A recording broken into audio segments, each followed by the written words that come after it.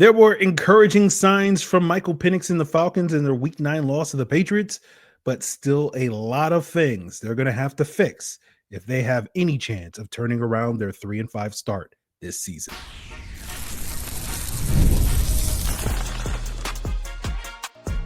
You are Locked On Falcons, your daily Atlanta Falcons podcast. Part of the Locked On Podcast Network, your team every day. Welcome back, everyone, to another illustrious episode of the Locked On Falcons podcast, your daily Atlanta Falcons podcast, part of the Locked On Podcast Network, your team every day. And today's episode is brought to you by FanDuel. Right now, new customers can bet just $5, and if your bet wins, you'll get $300 in bonus bets to use all across the FanDuel app. And so on today's Locked On Falcons, we'll be joined by none other than Tre'Shon Diaz. We'll talk about, some of the good to take away, more good than bad to take away from the Patriots game, but where some of this bad still, if the arrow is still pointing up on Michael Penix and his development, we'll break down Zac Robinson's play calling, revisiting a topic that we had in discussion we had with Tre'Shon several months ago. We'll look at the state of the roster and whether or not the Falcons are going to be active ahead of tomorrow, or as many of you are listening, today's trade deadline. But before we get into all of that with Tre'Shon Diaz, I should introduce myself. I am none other than your humble host, Aaron Freeman. Been covering the Atlanta Falcons for almost 20 years, formerly at falcfans.com, RIP, still going strong on this illustrious podcast. And I thank each and every one of you that goes strong with me as everydayers. That means you make this humble, illustrious podcast your first listen each and every day. And all you got to do to become an everydayer, subscribe or follow for free on YouTube or wherever you listen to podcasts.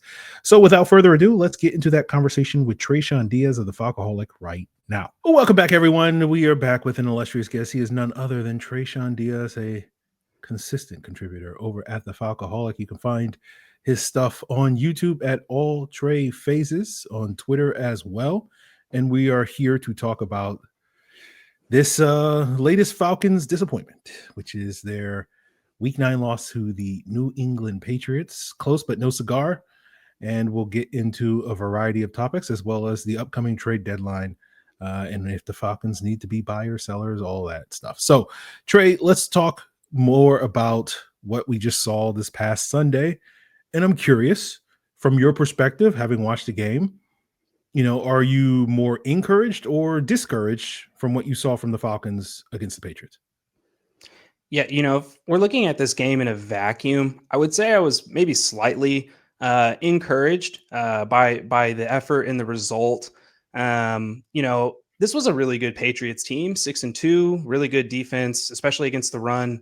I believe the statistic was they hadn't allowed a 50-yard rusher coming into this game. So, if you had told me that we would be down to Kyle Hinton and then Gwynn would also make a late appearance in the game and that the Falcons lost by like 1 point, I'd be like, whoa, that's really good. That's, I'm surprised. When you tell me that they lost by 1 point because there was a missed PAT, and then there was a ghost clap that also took place at some point in the game and a couple of other, bungles. It's a little discouraging because that's a part of the trend that we've seen from this team is that they're volatile. And, I also think that people are kind of scared to say that the Falcons were competitive yesterday because they think it works against the overhanging narrative that this is like a volatile team and you don't know who's going to show up. But I mean, it kind of like perfectly plays into that narrative of like, yeah, these guys have showed you they can compete with really good teams. They can even beat really good teams. But at the end of the day, they can't get out of their own way. So, looking at it, from a full body of work perspective, it was discouraging because you still kind of see those mistakes that you just can't have happen. Yeah, that's fair. I think that's fair. When you say the full body of work, I'm just like, well, that's just the Atlanta Falcons. It's always discouraging. So, I take it that the glass is half full as opposed to half empty at this stage. But, to me, Trey, the Falcons are 3-5. I went back and checked to double check. I had them in my official season predictions 3-5 at this point. I had them, winning 6 out of the last 9 games, to get to 9-8 this season. I don't feel good about that prediction as we sit here today. But the thing that if they are going to sort of turn it around, to me, the one thing that they really need is a big leap forward for Michael Penix. I thought, given to me the night and day difference between what Penix looks like at home versus what Penix looks like on the road, to me yesterday, even though it was by no means a clean or perfect game, it was a sign of progress where it was like, okay, like by, I was talking with Falcon fans yesterday and sort of, one person was like, I think that was like his best game. And I'm like, I don't think that was his best game. It's probably like his fourth best game this season or something like that. And probably like his seventh best game overall. But considering where the rest of the games below that are, it's a significant improvement from what that is. But I say all that to basically say, like, where are you at with Michael Penix's development at this point in time? Do you see the arrow pointing up? Or are you more in the mindset of like, I don't know if this is going to work out? Yeah, I think the arrow is pointing up after what we saw this week. To your point, like, yeah, we're still seeing some mistakes from Penix, and so I think that's part of development. Is there's going to be some volatility within that. But I thought for the most part he did a pretty good job of executing. What was asked of him. I thought he had a couple of misses in terms of balls that he didn't rip that he should have, and then there was some questionable location. But I thought, for the most part, he did a good job protecting the ball. Only had that one questionable throw into the corner of the end zone to Drake, where I was kind of like, a little bit jarred by that. We got lucky that was a dropped interception. But, coming off the injury, and then, like you said, coming, on the road, New England's not an easy place to play. We already mentioned that this was a tough defense. I thought Mike, stretched his legs a little bit. We saw the scramble, looked very nimble on that play, but, I also thought he just did a better job, navigating the pocket this week. We saw him able to get outside, make a few plays on the run. We obviously want to see that volume increase. But those are good stepping stones where it's kind of like you hope that bleeds into next week. You hope he starts taking, a little bit more ownership of those running opportunities and cashes in and calls his own number. The thing that I think makes, Penix hard to judge, which was something that was somewhat similar with judging Ritter when he was here, is that when there are some structural issues happening, and there is questionable coaching taking place, it does make it a little bit harder to get a read on everything that's going on. And I think some of that is happening with Mike in the situation that we're in right now. Yeah, I think that's a great segue into what I want to ask you about next, which is your boy, Zac Robinson. We'll find out if he's still your boy. But for those that missed it, we had Tre'Shon in June talking about the potential year 2 jump of Zac Robinson. And Trey was of the mindset of, I'll fully judge Zac Robinson based off of what he does this year, as I'll give him a pass for what he did last year. And I was like, okay, we will revisit this topic. So let's revisit that topic, and we'll do that as we continue today's Locked On Falcons. Today's episode is brought to you by Built, right? Nobody likes to pay rent, but if you gotta do it, you might as well get something out of it. And that's where Built comes in. They're changing the game by turning your rent payment into real rewards that you can actually use. When you pay rent through Built, you earn flexible points that can be redeemed towards hundreds of hotels and airlines. You can redeem it towards a future rent payment, your next Lyft ride, and so much more. But Built isn't just about rent. It's about rewarding you around your entire neighborhood. Whether I'm grabbing food at my favorite local restaurant or heading to the gym, I'm still earning rewards. So turn your rent into rewards and start earning points around your neighborhood with Built by going to joinbuilt.com/lockedonnfl. That's joinbuilt.com/lockedonnfl. And make sure you use that link so that they know we sent you. And today's episode is also brought to you by John Foy and Associates. When you get hurt on the job, do you know what you're entitled to? Attorney John Foy does. Whether it's lost wages, medical bills, rehabilitation therapy, you should be getting all of this and so much more. The system doesn't make it easy, but John Foy and Associates does. Every day, attorney John Foy and Associates help people get the money and benefits that they deserve after they've been hurt on the job. When it comes to workers' comp, it pays to know what you're entitled to. The Strong Arm can help you get the proper medical attention, pay off your medical bills, and get you on a path to good health. And I love the fact that they treat every client with dignity, compassion, and respect, and they're available 24/7 to take your call. So let the strong arm cut through the insurance company nonsense and fight to get you every stinking dollar. Call John Foy and Associates today at 404-400-4000. That's 404-400-4000, or visit johnfoy.com to get started. They don't just settle, they win. Get the strong arm. Call attorney John Foy and Associates today. So Trey, your guy, Oklahoma State legend, Zac Robinson. Oh man. Where are we at? Where are we at with Zac Robinson?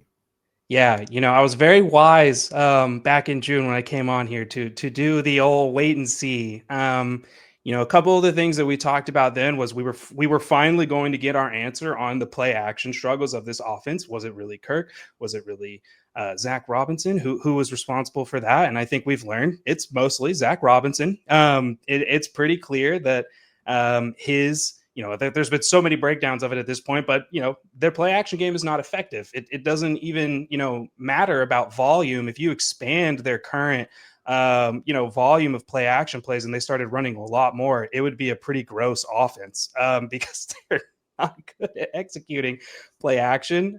We've seen them start to do some funky stuff. There's like some misdirection action taking place now with Penix, where he's kind of like opening and twirling around back there. We've got, simulated pullers with Bergeron and Lindstrom crossing face to try to confuse the linebackers. None of it's really working. So I think we've kind of figured out that, like, all right, well, that issue, definitely Zac Robinson. The other thing we talked about heavily was the red zone. And you know what? I laughed out loud when they pulled off a successful goal line fade. Because if you talk to anybody about what's the worst play you can call at the goal line or in the red zone, people will tell you it's a goal line fade. It's very ineffective. It's just one of those things where it had a bunch of great propaganda because Randy Moss made it work or whatnot. And so, of course, Drake London goes out there and puts on a goal line fade show. I don't necessarily think that's sustainable. And, again, when we look at, the body of work from the Falcons in the red zone this year, it's rough. I think some of that has been quarterback struggle. There's been, a handful of plays where we've kind of been able to pick out and see opportunities for Penix to grip it and rip it where he's really not. But there's also just, a lot of plays where you kind of question the spacing. For example, that London corner play where Penix kind of like puts the ball in harm's way, I would classify as a turnover worthy throw. When you look at the spacing on that play, it just doesn't make any sense to me. You've got 4 players on the short side of the field. Everybody's bunched up there. It just kind of looks like a mess.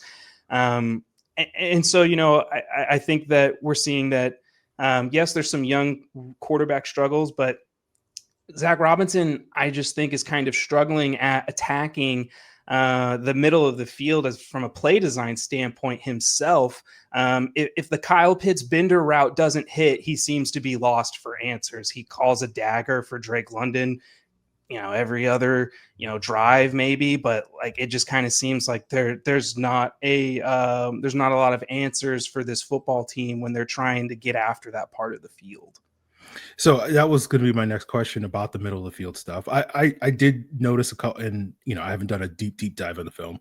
I'll do that in the next 24 hours ahead of the all 22 review here on the podcast. But there was a couple of times where I felt like there was maybe 1 or 2 turn downs from Michael Penix where, and again, it's always difficult to be like, oh, this guy's open, but he's open a half beat after Penix threw the ball. But you're like, Penix doesn't have to get rid of that football. He can wait a half beat for this play to come open. So I'm curious, when it comes to the middle of the field stuff, if you're balancing the scale of Michael Penix not being comfortable throwing over the middle field versus Zac Robinson not attacking the middle of the field, where do you balance? Is it 50-50, 60-40, 70-30? What direction are you at where it comes to why the middle of the field continues to be an underutilized area that this offense can attack? Yeah, I'll probably put it like 60-40, Zac Robinson 60, Penix 40.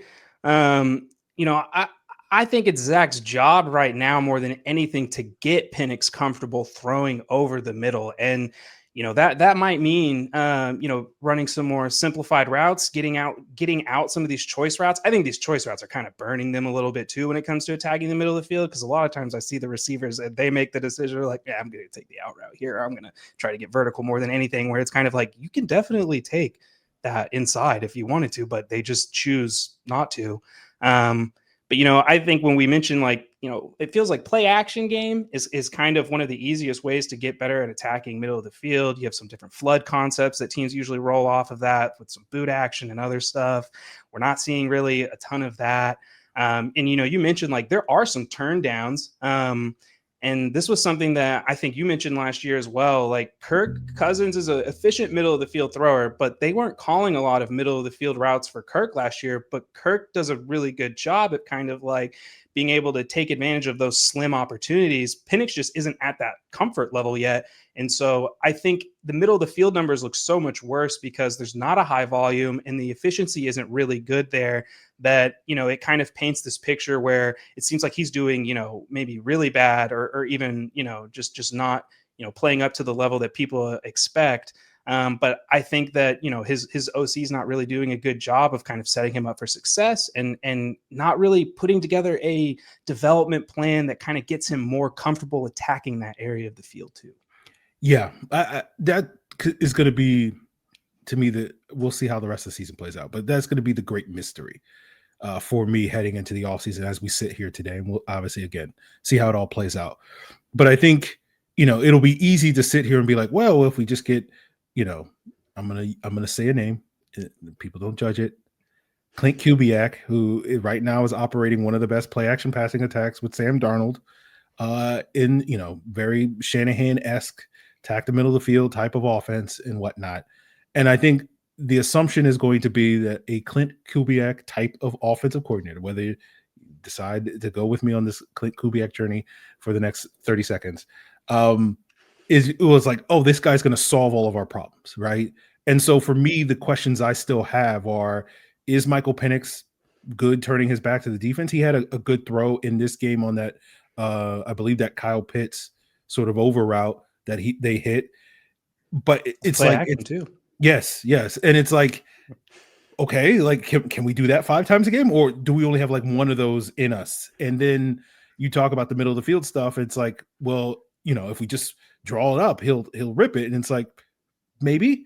And so for me, I don't know. I'm not as convinced maybe as other people are that simply if we just bring in a system that does the things that Zac Robinson's system is currently not doing, all of our problems will be solved. But at the same time, I think I agree with you where the goal is, if this offense is going to be potent, you're going to have to get Penix in this offense to attack those areas of the field in the future. And so we might as well try and basically figure out if he can do it or not. But I'm curious, how confident are you that, a change in system is just all the pieces are going to suddenly sort of click if and when that happens next year? Yeah. I'll indulge your Kent Kubiak. Yeah. Okay. Tough one to get out there. The thing I like about his play action offense and kind of what you mentioned is that he has a pretty mid run game, in my opinion. I know Kenneth Walker has some fans out there and stuff, but their run game's really not that great.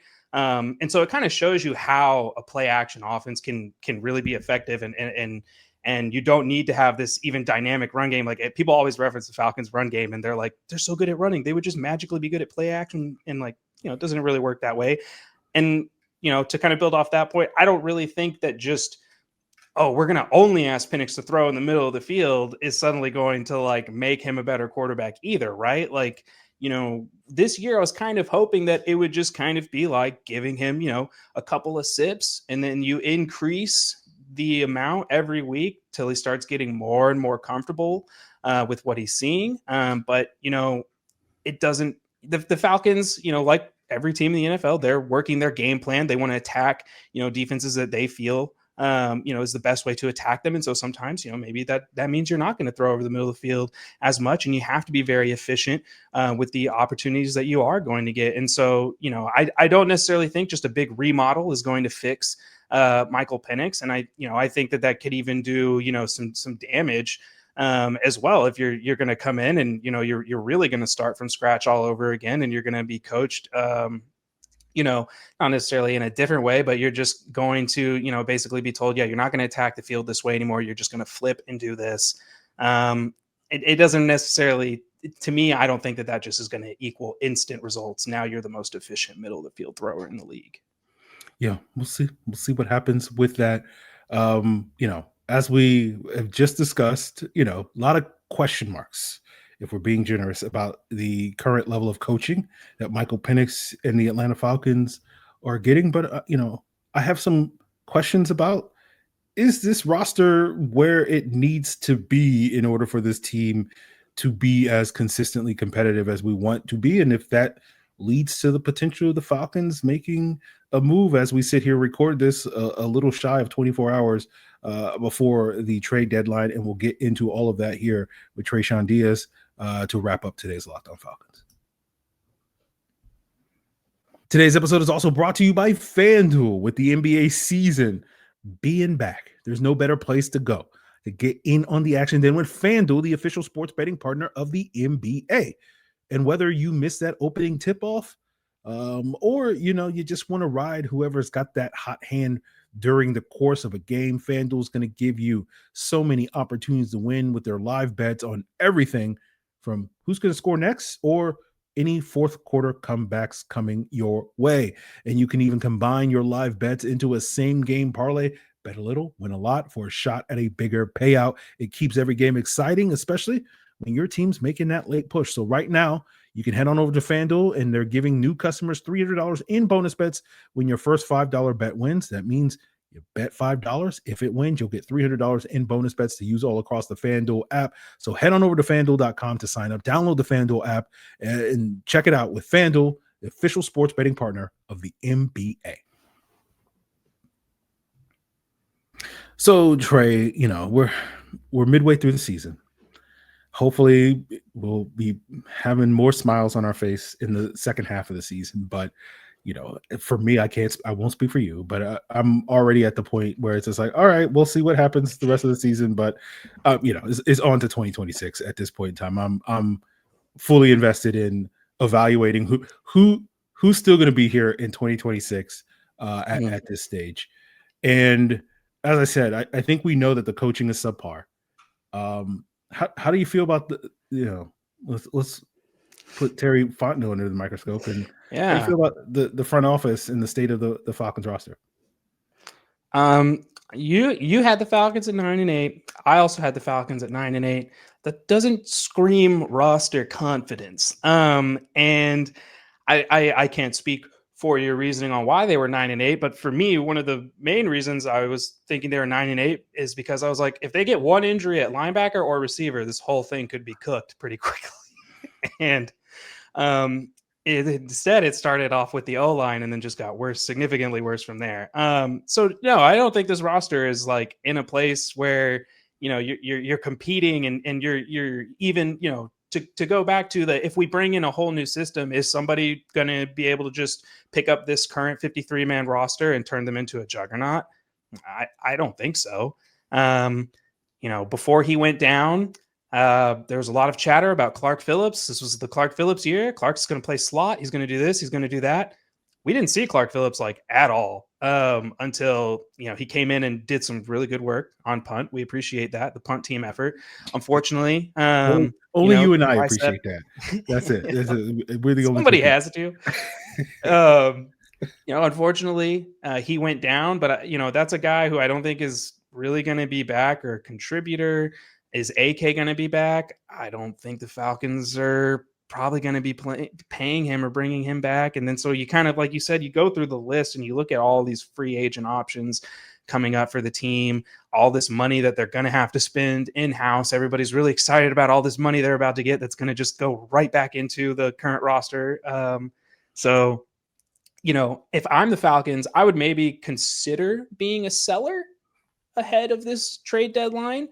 And that's, I think at this stage, due to all those injuries we mentioned, is probably a pretty weak argument. I don't necessarily know if the Atlanta can afford to get rid of anybody anymore, especially if Leonard Floyd is going to be out with extended time with that hamstring. AK to me seemed like a realistic option at some point.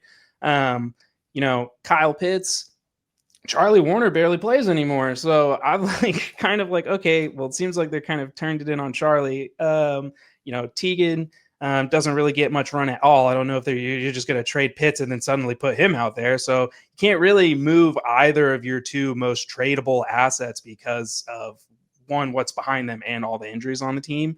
So, the Falcons are just unfortunately in a really tough spot here. I don't think there's really many realistic options in terms of recouping any assets for this future draft class that wouldn't hamstring them pretty hard. And I tweeted last night where I'm like, they need to be sellers, and then, slept on it. And I'm like, they're just going to they can't afford to sell anybody. It just didn't go their way, in terms of all the injury troubles, and the regression from Mooney in the receiving room definitely makes Pitts, too valuable for the offense right now. Yes. And Pitts is the only guy catching play action passes for this team these last couple of weeks. So if they're going to unlock any play action passing, they're going to need Kyle Pitts at this stage. So to me, I agree with you on that front. I'm not in love with the roster. I feel like people have been convincing themselves that they're like, we're just a couple pieces away. We just got to get a wide receiver. We got to get the kicker situation, get a big nose tackle, and we're good to go. And I'm just like, good to get right back into the, hey, 9-8. We're being optimistic. Hey, they can figure out the 9-8 sort of thing. So to me, I remember, because I was going through my notes on my phone, Trey, last night as I was thinking about what I was going to talk to you about today, and I found a note from last December about Terry Fontenot.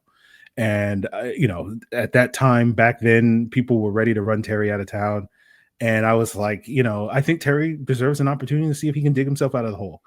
And I know a lot of people think, because of how great this draft class is, Terry did an incredible job, and landing Divine Diablo and all that stuff. And I'm just like, yeah, he did fine. But I don't think he dug himself out of the hole, because the Falcons are right back in the same hole where, in my humble opinion, I know there's a lot of people that disagree with this, but they don't have any draft picks. They don't have a ton of cap space that they're going to have next year, because they still got to deal with Kirk Cousins' dead money again, and they have a lot of work to do, I think, from a roster standpoint, particularly in a world where you're going to bring in a brand new coaching staff, and that coaching staff may look at a lot of these pieces and be like, yeah, that guy doesn't fit, what I want to do offensively, defensively, and whatnot.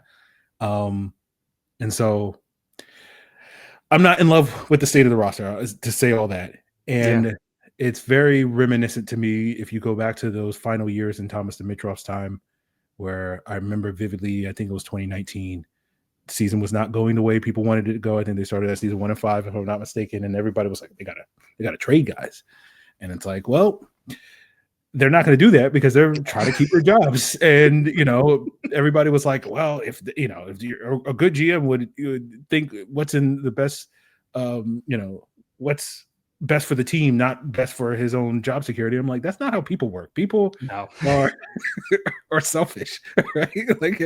If someone came in here and was going to take this podcast away from me, I'm going to do everything. I'm like, well, I got to do what's best for the Locked On podcast. I'm like, no, I'm going to be like, what's best for Aaron Freeman, the Locked On Falcons podcast. But I've never thought that they would be sellers at the trade deadline. I hope they're not buyers at the trade deadline. I think this roster needs a lot of work. They cannot buy. Giving away more draft picks and hamstringing, again, the possibility. You're not a buyer at 3 and 5. There's just no rash. I'll lose it if we send a future pick away.